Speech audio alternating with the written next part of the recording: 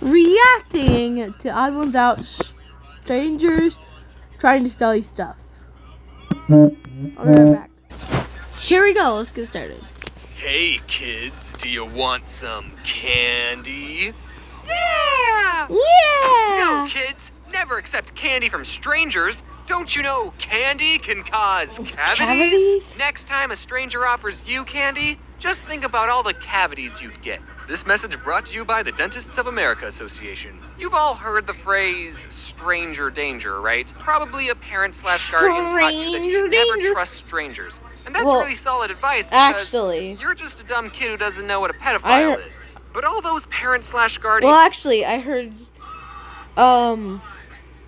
stranger danger when I heard, one of the Five Nights at Freddy's characters say it. Grew up without the internet. And, the internet is full of strangers. And I'm one of them. How much do you really know about me? I'm a math education major. I want to be a math teacher. Is that I used to have a speech impediment when I was little. I think it was the Halloween after the bunny, and that's why I'm a furry. I, James, was a bedwetter until I was 8 years old. Okay, granted, you do know quite a few personal details. Why did you how we say talk that? to people. Meaning it's a lot easier to talk to strangers on the internet than in real life. Because on the internet, you can find strangers who have the same interests, hobbies, and fetishes as you do. But I find it so hard to talk to new people. I would never have enough confidence to be a door-to-door salesman. There are some jobs where you have to deal with annoying customers, but being a door-to-door salesman, you're the annoying one. I guess I just hate bothering people. I'd be a terrible salesman.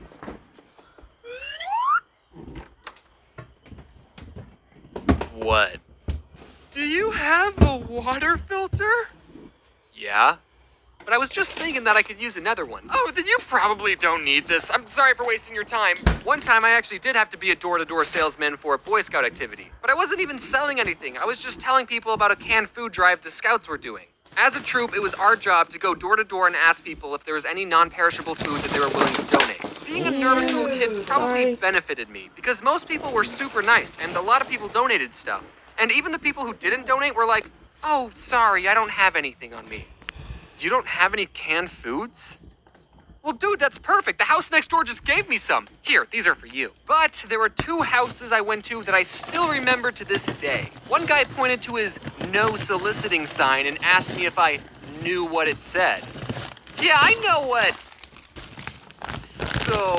soliciting is. I'd always thought that soliciting meant I couldn't sell you something, not that I couldn't ask you for free food. And at the other house, all the guy said was, "Listen, I'm not interested."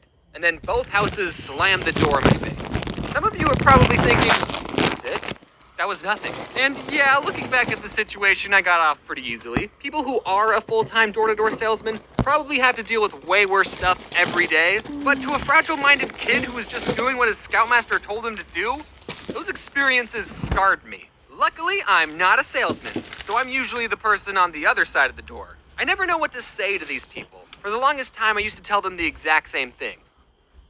My mom's not home. But one day, that's not going to work. So for now, I just have to pretend that I'm interested, tell them I'll give them a call, and then put their pamphlet into the pile. My grandma, however, would, treat these door-to-door salesmen very differently. You see, my grandma is known as the nicest person on the planet, so she would invite these salesmen inside, offer them a glass of water, and then show them pictures of her grandkids. I'm not exaggerating. One time I was at my Gram's house just playing some video games, and this person, an adult person I'd never seen before, just started watching me play. "Are you one of my cousins?" And then my grandma handed him a big cup of water filled with ice and a straw. They talked for a bit. He left, and I asked, Gram, who was that?" "Oh, it was someone just trying to sell me a vacuum cleaner." But salesmen don't have it the hardest on the doorstep. There's also Jehovah's Witnesses and Mormon missionaries who are literally trying to save your soul. I can't even get mad at these people because if you had the secret to eternal happiness, wouldn't you be telling everyone in your neighborhood too? They're trying to do good and all, but whenever they show up... Diamond Spending Challenge. I dare you can't outspend 1 million diamonds in a month. This game will send you 1 million diamonds directly when you log into it. And if you do outspend the 1 million diamonds, you will be capable to claim the other 1 million diamonds. Hello, do you have time for... to be baptized? Oh, sorry guys, but you're wasting your time. You see, I'm an YouTuber, so I'm not going to heaven. Here's a story that's a prime example of me failing at talking to people. I had just finished grocery shopping at Walmart, and this isn't important to the story, but Adam from Something Else YT was there. Hello. Walmart's where I make friends. I was walking to my car and I started eating an Uncrustable frozen PB&J sandwich that I bought, and this guy drives up to me and yells, "Man, you're not even waiting to get in the car, you're just eating that thing up." Yeah, I was hungry. Then he pulls his car over and says, "All right, listen, fellas, I'm traveling to Buckeye and I need $8 for gas, but I forgot my wallet at home." And I thought, that's coincidentally how much a pack of cigarettes costs. He offered us his CDs in exchange for $8, but Adam said the smart thing. Sorry, man, I don't got any cash on me. And he showed the man his empty wallet. Poor. All I have is a 10. You stupid mother... I don't know why I said that. I think I was actually going to pay this man $8 if I had exact change. But here's the thing. I didn't only have a 10. I also had a 20. The guy saw my cash and said, "Man, all you have is a 10. Nah, man, I see you have a 20. And then he raised the price of his CDs from $8 to $30. Like I said, I should have handled the situation differently. If I was going to give him money, I should have given him a 10 and said, "Now give me $2 back." But he had a solid argument. He said, "If there were 20 dudes who all tried to jump you, I'd have your back." Now that's not a bad price for a Walmart parking lot bodyguard. You know, man, you gotta realize that money is just an object. 10. Okay, then why do you want it? He asked us, "Do you boys like rap 5, music?" 4. He does. 3. Hey, I do. I 2, listen to, like, Eminem, Kendrick Lamar, Chance the Rapper. Oh, no. And then the man pulled out his CDs, but he didn't have a CD player in his car, so he asked me if I could use my CD player, and I said sure, but my CD player already had my mixtape in that I never bothered to take out, so when I turned on my CD player, I got something in my throat. By the way, if you want to listen to my whole mixtape, link in the description. Adam and I started listening to his CDs, and the man started doing this. Yeah, that's the good stuff. So what'll it be, little man? You gonna give me the money or not, huh? Do I need to get my gang of 19 other dudes out, huh? So... Now $30? No, I just gave my last 30 away. I can make a video about this. Yeah, I ended up giving the guy my $30. Honestly, I didn't get the meth head drug user vibe Yeah, from him. did. He was more of a goofy dad who just needed $30. And after I gave him the money, he thanked us, saying things like "God bless you," and talked about how much he was going to miss his CD. But turn the music down, I miss it already. Now, was I scammed out of $30 and secretly this guy is laughing to himself that he sold a used rap CD to a white boy? Yeah, that definitely could be a possibility, but I hope whoever this guy is, that he pays the good deed forward. And I hope you made it to wherever you need to be. In conclusion, never carry cash on you, kids. And that was that, ladies and gentlemen. That was the whole story. It was a pretty good story. I mean, 5 out of 7, but, you know, James sucks at talking to people. Thanks to everyone who helped color this video. It was really awesome of you, really nice of you to do that. That's just that's the end of the script. James didn't really leave me much to say for his end card, so I'm gonna say whatever I want. Where's the Jake Paul book? Chapter 1. So, where do we begin? When I was in high school, I used to dread opening books. And that's as much as we're gonna read. I'm not too good at this end card thing.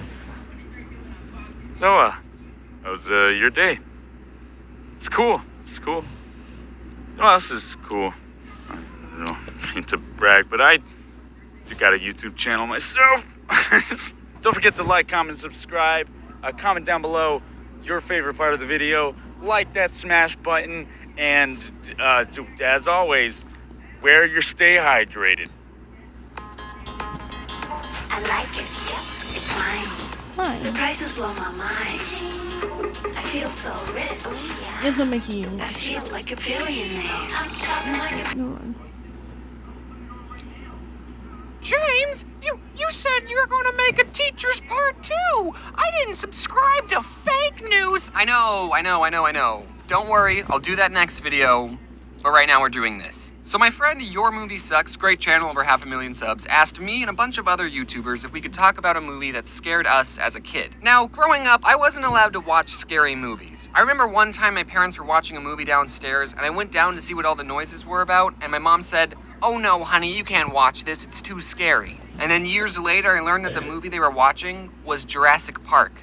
I think I could have handled it, Mom. I don't know if you could tell by the length of this video, but it's going to be pretty different than the videos that I usually post. But I think it's good to try out new things, and hopefully we'll all have a fun time listening to me talk about this movie. Because, folks, I'm excited to share with you the movie that traumatized me most as a kid. And that movie is, drumroll please, you already read the title, The Dark Crystal. Okay, so The Dark Crystal came out in 1982, 14 years before I was even born. This movie was made for a whole different generation of people, but somehow I still saw it. I don't remember how I saw it. My family didn't own it on VHS, and I forget how old I was exactly, but let's say for the sake of this video, I saw this movie when I was 17. Because that's legally still a child. This movie was directed by Frank Oz and freaking Jim Henson. Jim Henson is the creator of, I don't know if you've heard of this, but The Muppets. You might have seen them before. There's no denying that Jim Henson was a very talented man. Kermit the Frog. The work he did on The Dark Crystal is amazing. As much as I'm about to talk this movie down, it's honestly a work of art. The most enjoyment I got rewatching it was just the artistic appreciation of the character design, the scenery, the costumes, and most importantly, the puppetry. Some of the puppetry was amazing, like this shot. How did they do that without CGI? And did I mention that there's no people in this film? Except for full body shots, then they just used a real person dressed up and had them not face the camera. But as I rewatched The Dark Crystal, I realized that the movie was kinda garbage. So instead of talking about the parts of the movie that scared me as a child, I'm gonna be talking about why this movie was pretty bad. So now this video just turned into one of those bad movie review videos, but honestly, I like watching other people talk about bad movies, like The Room and Birdemic and what was that other one? I can't quite put my paw on it. For this video, I ended up doing some research, something I don't normally do for videos, and oh man, is this rabbit hole deep. Jim Henson had a bunch of ideas for the world of The Dark Crystal, but wasn't able to fit all of his ideas into 90 minutes of film. And because he didn't explain the rules of the world well enough, the movie suffered. It felt unfinished and unstarted. Basically, the movie didn't leave you wanting more, it just left you thinking, wait, what? Some of you might be thinking, well, James, it's just a kid's movie. Kids are dumb. Why are you analyzing a kid? Just shut up. Shut up. Brian Froud, one of the head artists of the movie, even said that when we finished the film, we knew that we had only seen a fragment of this other world. Bad fragment, I guess. So even the creators of this movie felt that they left out a lot of stuff. So in 2012, a 3-part comic book was published to be as a prequel to the movie, and I bought and read all 3 of them. And I will say that they did do a better job explaining the world that Jim Henson had in mind, but you shouldn't have to read a book before you see a movie. Especially since the books weren't available until after the movie came out. In the movie, stuff happens for no reason. Like in one scene, the main character, this is Jen, the main character, by the way. Get used to looking at this guy's face. I've done so much digging and research into this world that I'm completely desensitized by how weird this puppet looks. If you think this puppet looks creepy, you should have seen some of his earlier designs. Just be thankful this is what you ended up with. So in this scene, Jen is trying to pick out which of the crystal shards is the right one that he needs for his quest. And what does he do to find the right one? That's right, he plays his flute, and then the right shard he needed just glows. Wouldn't you do that too if you were in the same situation? This movie doesn't explain why the crystal likes his music. It doesn't come up later. It just happens. That's basically this whole movie. Things happening slowly. So here we go, children. Hold my hand as I take you on a magical journey, but not too magical that it doesn't make sense. That is The Dark Crystal.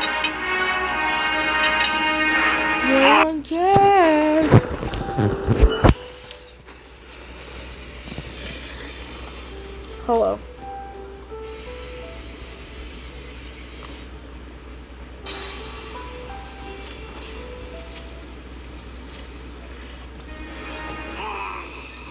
The plot. It starts with a narrator telling us that there's this world and that it's dying. By the way, this world is named Thra. They don't mention it once in the movie, but in the prequels and in the Wikipedia article, they all called it Thra. Okay, Thra is dying because this one crystal, this one, cracked. How? I don't know. I mean, I do know because I read the prequels, but this movie doesn't tell us. Are you still with me? Good, we're not even a minute in. Because this crystal cracked, 2 new species were born. The cruel Skeksis, the bad guys, and the gentle mystics, the good guys. And both species are dying. Now, I'm no biologist, but I think they're probably dying because there's no woman. That would wipe out a species pretty quickly, I think. And instead of having women, the Skeksis use the crystal to make them young again. Maybe. It's either the crystal or the sun. So too they learn to draw new life from the sun. Okay, so then what do you need the crystal for? Now we see the good creatures, the mystics, and with the mystics lives another creature called a gelfling. It's like an elfling, but with a G. You may remember him from earlier. He's naked now, but meet your protagonist, Jen. This movie makes up so many words, just try and keep up. And a journey must begin. The journey of Jen. Okay, that's a little pretentious movie. Alright, let's tone it down a little. Then we see that the Emperor Skeksis is dying, oh no, and then we get the second scariest scene in the whole movie. Yeah, we're not even 15 Yep, minutes that's in, we're at evil. the part that gave me nightmares. It's Then evil. The mystic that's It's evil. basically Jen's dad is also dying. He tells Jen that he needs to find the cracked piece of the crystal, the shard, and then he just needs to plop that sucker back in the crystal where it belongs. And then boom, boom, the world is saved. Again, they don't explain why doing this would save the world. Like, they could have at least tried to make something up, like once the crystal is fixed, women will appear. Jen's dad tells him to Follow the greater sun for a day to the home of Ogra. Now, I'm no astronomer, but I think following the sun for a day would just make you go in a circle. What am I supposed to do when it's noon? Now, the Skeksis, they're like, Exactly. well, dang it, guys. Who's going to be our new emperor? This Skeksis named Chamberlain, It's time to make my move. who is my second favorite character in this whole movie, thinks that he should be emperor. I mean, who wouldn't want to be emperor of like 8 other bird monsters? The way that you can remember that this Skeksis is Chamberlain is that every time he's on camera, he says this.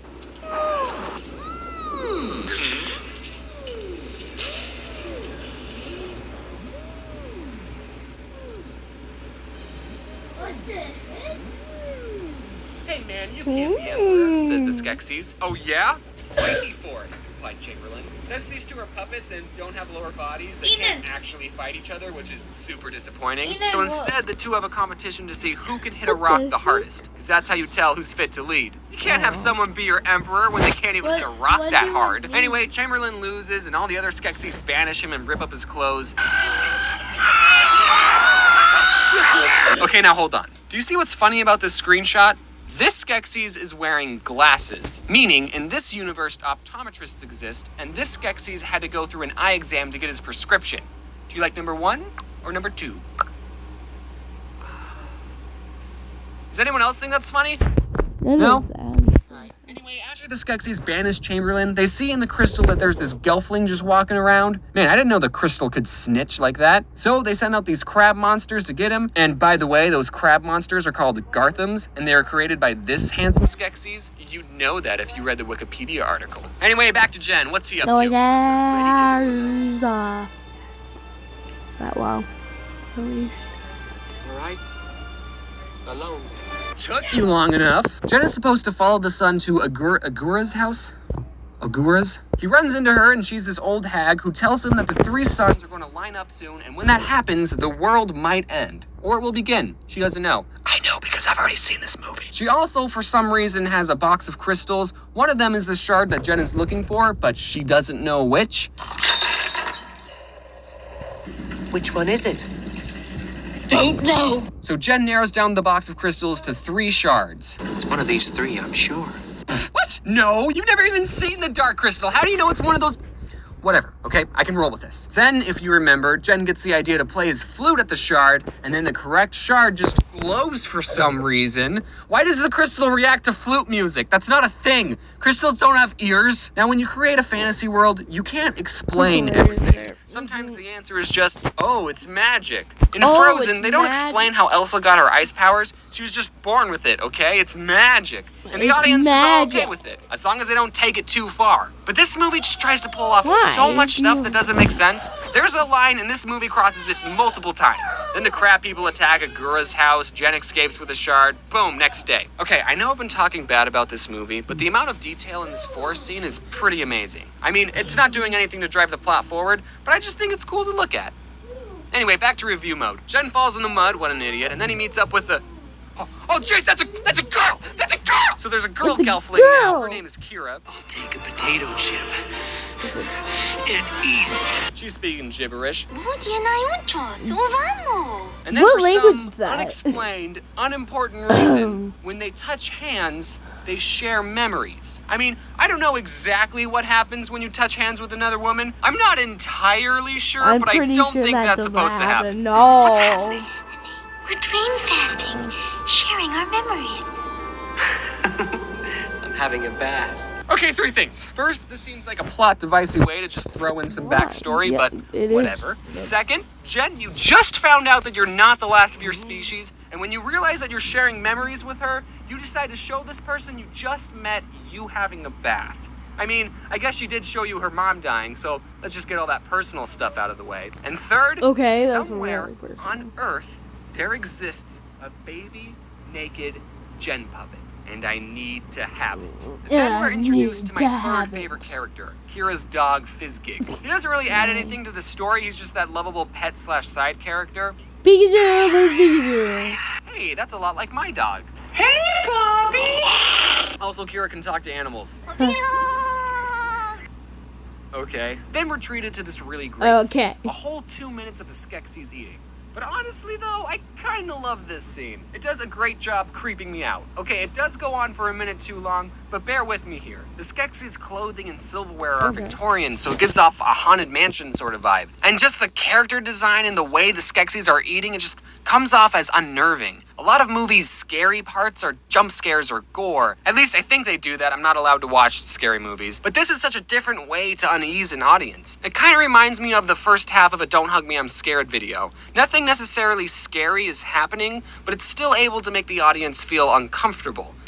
Basically, the whole point of this scene was that the crab people were like, hey, we got this old hag, but we didn't get the gelfling. And then the Skeksis were like, wow, okay, release the crystal bats. Crystal bats fly! Search the land! Search the water! Search the sky! Okay, this might be nitpicking, and I'm no gelfling expert, but I think you can rule out searching the sky. I don't see too many gelflings just flying around. No. So one of the bats finds Jen and Kira. They go back to Kira's village. Jen doesn't even know where he's supposed to take the shard. His dad never told him what to do after he got the shard. He tells Kira about his quest and what Algura told him. You know the 3 suns in the sky?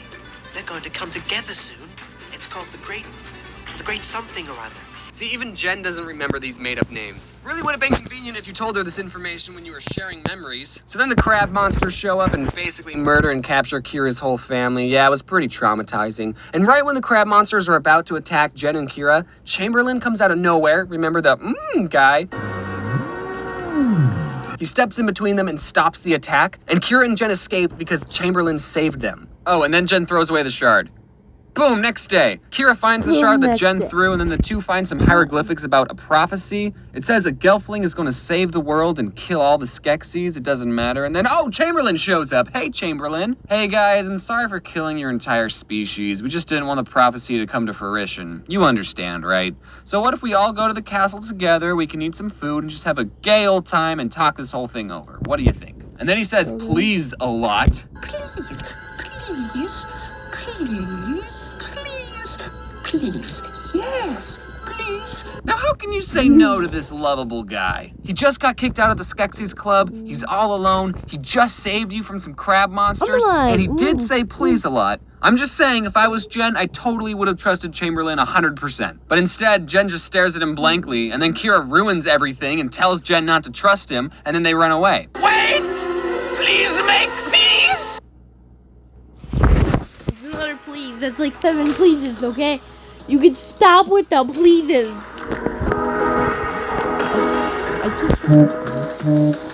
And then they run away. Wait! Please make peace!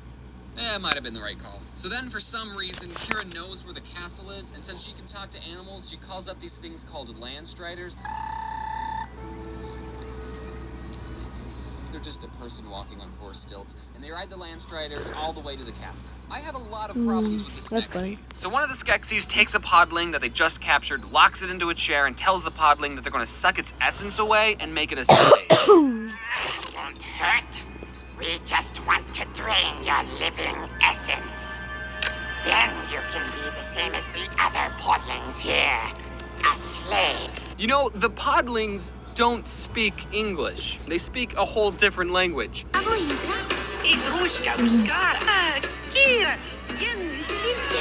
This Skeksis is Why? just talking gibberish to this guy while he's just locked in a chair like, what's going on? Like, none of what you're saying is going through this guy's head. And so only the Emperor can drink the essence, and that will make him stay young forever. So what do you need the sun for? And also, what killed the last Skeksis? Looked like old age to me. Yeah, that's cool and all, but we get the most terrifying scene in the whole movie. That's right, this is the winner. You gave me the most nightmare scene. You win $1 million.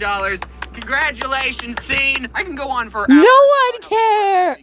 Nightmares, but honestly, it speaks for itself. I think what made it worse was that the podling was tied down to the chair and he was just so helpless and his whole face melted off and just... but now that I'm older... I'll be back. And also, what killed the last Skeksis? Looked like old age to me. Yeah, that's cool and all, but... we get the most terrifying scene in the whole movie. That's right, this is the winner. You gave me the most nightmare scene. You win $1 million. Congratulations, scene. I can go on for hours about how this part of the movie gave me nightmares, but honestly, it speaks for itself. I think what made it worse was that the podling was tied down to the chair and he was just so helpless and his whole face melted off and just... But now that I'm older, all I can think is, what do you guys need slaves for? So far, the only thing slaves have done was pull on a rope to make some swords appear out of the ground and bring you guys a plate of food. Why is there such a high demand for slaves that you need to make new ones? What do you guys even do all day? Then Kira and Jen arrive at the castle. They see the crab people taking in the pod people from Kira's village. They try and save the podlings, but completely fail. The Landstriders die immediately. Jen and Kira open the cage that the podlings are in, and then the two get cornered. And what are they going to do, you ask? Well, isn't it obvious? They're going to jump and slowly float down to safety because Kira has wings. That never came up in the memory sharing bit. So I guess when the Skeksis told the crystal bats to search for the gelflings in the sky, they weren't that far off. Hey Kira, sorry we left your whole family back there. Totally didn't save them, like, at all. Probably gonna get turned into slaves now. Okay, we're almost done, everyone. We're getting to Climax Town. Jen and Kira sneak into the castle. Chamberlain's there. He basically... Yay, the climax, the middle. Since you captured a gelfling, he's not an outcast anymore. You guys should have just went with him the first time. Now 2 Landstriders are dead. Kira goes into the slave room, and as a kid, I was already so traumatized the first time seeing a podling get turned into a slave, and now seeing Kira getting her essence taken away, oh no! I lost my mind. Oh shoot! Kira's getting turned into a slave! Save. Yeah! She's like, yo, you can talk to animals, just ask them to help you. Oh, okay. Come on, Leo! She breaks free, and the animals push the Skeksis that was in the room down this pit, and that kills them. Leading up to this point, it's hinted that the Skeksis and the Mystics are, like, connected. When something happens to a Skeksis, there's a Mystic counterpart that experiences the same thing. So when this Skeksis died, there was a Mystic just walking around that just... and none of the other Mystics react. Yeah, it happens. Then we see that the Mystics can control the crab monsters. I'm guessing it's because they're connected to the Skeksis who also can control the crab monsters. So having a Mystic go with Jen on his journey in the first place would have been super helpful back when Kira's village was getting raided. All right, let's just wrap this up. Fizzgig dies, Jen's not really dead. He finds the Dark Crystal, he jumps to it and then drops the shard. Kira has to throw the shard back to Jen, but while she's doing that, she gets murdered. I said spoiler warning, right? And then Jen plops that sucker back into the crystal.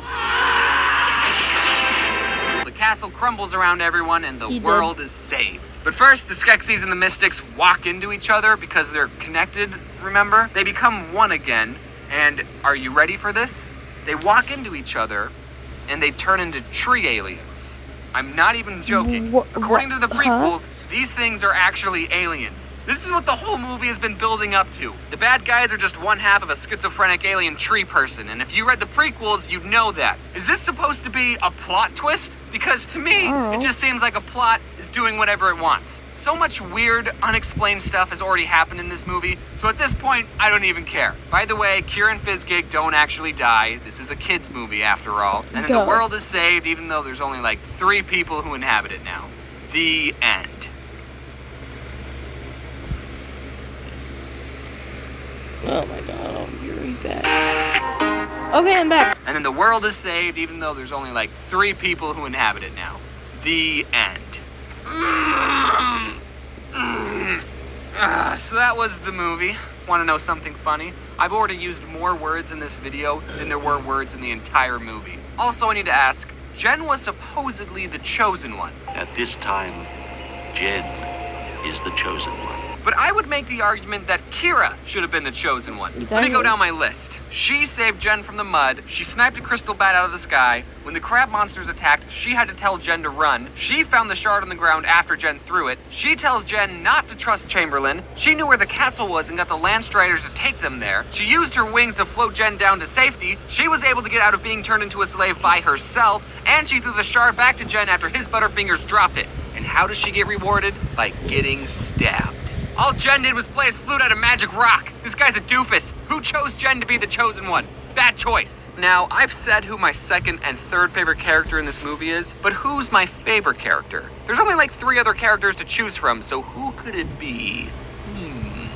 Well, ladies and gentlemen, my favorite character isn't in this movie. My favorite character of the Dark Crystal universe is Rayunip, Agura's son. Okay, I know I just finished the movie, but let me talk about the prequel comics for a minute. Remember Agura, the old lady? Well, turns out she's an immortal being and has been around since the creation of this world. Alright, and one day a meteor hits the planet, and she, like anyone else would do, gives life to it. And out pops Rayunip. What? And he's basically the main character of the prequel books, and is also technically an alien. I like him because he's the only one who questions what's going on. He asks the same questions I'm asking. So he's my favorite. He's the only character I ever wanted to cosplay. If they ever make the prequels into a movie, I call dibs on playing Rayunip. That's how it works. I call dibs on playing this character. I just show up to auditions and I'm like, I actually called dibs, so... Also, in the second book, Agura and her son are having a moment, and Rayunip says, "Will you remember me, Mother? After all the harm I caused? I will never forget you, child." Well, you didn't really seem to remember him in the movie. Also, if there's any producers watching, that was my audition just now to play Rayunip. Would I recommend you watch The Dark Crystal?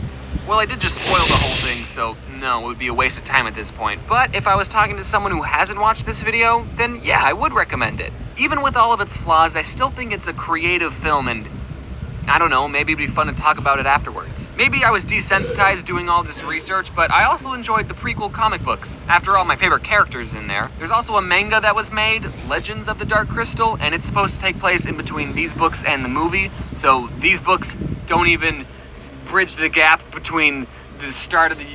It leaves still on a cliffhanger. These books still leave on a cliffhanger. Speaking of manga, there were plans to make a sequel to The Dark Crystal, another movie, but the film ended up getting canceled. But a 12-part comic series is being produced by Boom Studios, and it's not even completed yet. They're only on like the second installment. This is recent, you guys, so now is a great time to get into the Dark Crystal fandom. Like I said, I think The Dark Crystal is a creative story. Jim Henson really bit off more than he can chew making this movie, but seeing how many comics have been made to tell this story, maybe The Dark Crystal is told better through comics and not with the limitations of puppets from the 80s. Anyway, that's just what I thought about the movie. If you're hearing this, that means that you made it. This video, as of right now, is the longest video on this channel. I hope I was able to keep you entertained for such a long time. Be sure to check out all the other YouTubers who participated in this collab thing. I don't know why I agreed to do this. How do you guys make such long videos and not hate yourself? Just making this video took a part of my soul. I'm recording this end card after I finished editing it all, and I'm just leaning on the wall of my closet. I just wanted to be done. I need to thank my friend Ginger Pale, who just went above and beyond and colored a lot of the pictures, so that's why some of the pictures looked better than the ones that I usually drew. Shut up. Like, I would just tell him, hey, draw this, and then he would just do it. What? If it wasn't for him, this video would have come out like a day later. He put off working on his own video so he could help me, so everyone go thank Ginger Pale. And Okay, guys, thank you for watching, and see you guys on the next video. Bye.